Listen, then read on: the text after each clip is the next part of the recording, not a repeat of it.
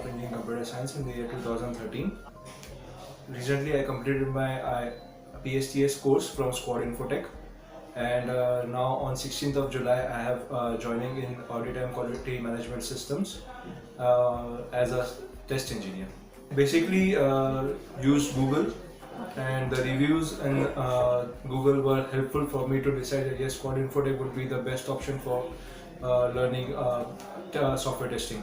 My experience is quite good enough, as the staff over here are having good exposure and experience in software testing, be it manual testing, be it automation testing, ISTQB, or be it general aptitude and everything.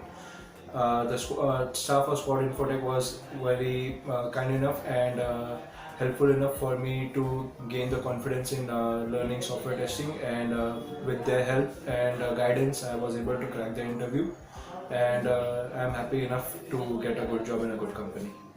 Squad has a good name outside.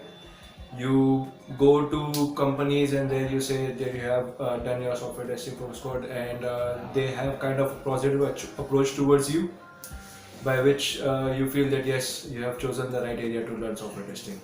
Thank you.